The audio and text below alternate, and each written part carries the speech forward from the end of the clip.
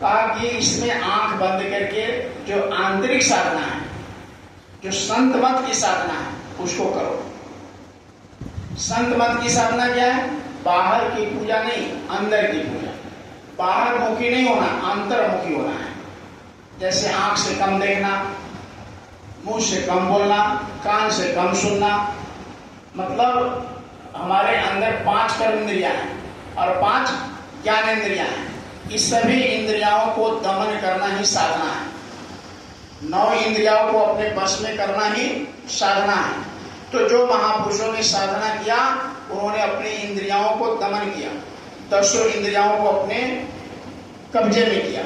तो इसी को, इंद्रियाओं को मारने के लिए, इंद्रियाओं को दमन करने के लिए महापुरुषों ने साल में 2 बार नवरात्र बनाया।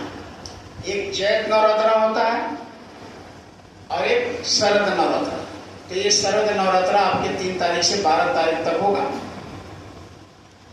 इसमें पहले बहुत डर अदब से लोग अपनी साधना करते थे। इस 9 दिन के अंदर, 10 दिन के अंदर ज्यादा बात नहीं करते थे। यहां तक कि नाखून नहीं काटते थे, दाढ़ी बाल नहीं कटवाते। एकांत में बैठ करके मालिक को याद करते थे, प्रभु को याद करते थे। कम खाना, कम बोलना, कम सोना और साधना करना, ये महापुरुषों ने कहा। तो जब 3 दिन तुम कम बोलोगे, कम खाओगे, तो ये 3 दिन में रजोगुण खत्म, फिर 3 दिन सत्वगुण, फिर 3 दिन तमोगुण। तो तमोगुण, रजोगुण और सत्वगुण, ये तीनों गुण खत्म हो जाते हैं 3 तिहाई 9 दिन में। 3 दिन रजोगुण और 3 दिन सत्वगुण, 6 दिन हो गया और 3 दिन तमोगुण। तो 3 तिहाई 9 दिन में नवरात्रा बनाया कि 9 रात्रि, रात में तुम बैठ करके और मालिक के लिए तड़पो रोज। और तो ये 9 दिन के अंदर तुम्हारे दृष्टि खुल जाएगा।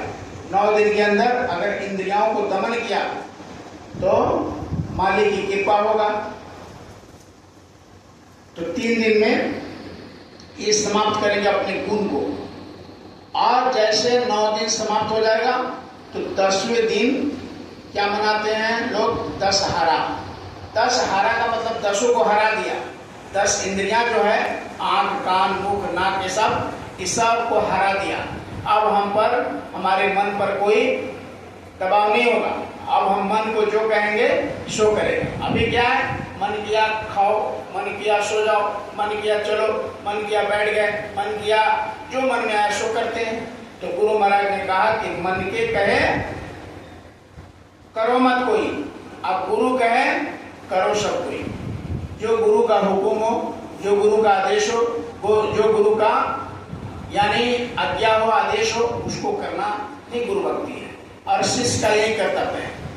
तो ये 9 दिन नवरात्रा और 10वें दिन विजयदशमी, यानी विजय जब 10 पर आपने प्राप्त करेंगे तब ये दिव्य नेत्र खुलेगा। ऐसे इतना खेल आसान नहीं है, दिव्य दृष्टि खुलना इतना सहज नहीं है। और जब हम इस पर लग जाएंगे तो बहुत आसान है, बहुत सरल रास्ता है। तो गुरु महाराज ने कहा कि 9 दिन तक ये नवरात्रा मनाओ। अब इसमें संसार के लोग को बेचारे को पता नहीं, अब कोई महात्मा मिले नहीं। ये तो महात्मा ने बनाया था कि 9 इंद्रियों को दमन करो, लेकिन अब बेचारों को पता नहीं। तो बड़े बड़े पंडाल लगा करके, मेला ठेला ये सब और लगा करके और इंद्रियों को ये चस्का देते हैं। उसमें दमन करना था तो इसको क्या किया और चस्का दिया, नाच ड्रामा मंगा लेते हैं। क्योंकि जागरण करना, अरे जागरण करके ध्यान करना था, साधना करना था, उस मालिक को, प्रभु को, देवी को, देवता को जिनको मानते हैं उसका आराधना साधना करना था। तो नाचने में, गाने में, बजाने में लगा दिए समय को। सीधे उल्टा हो गया। इसमें कम खाना था, कम बोलना था, कम सोना था, कम खाना था। तो अगर ऐसा हम अभ्यास करेंगे तो हमारे साधन भजन में तरक्की होगा।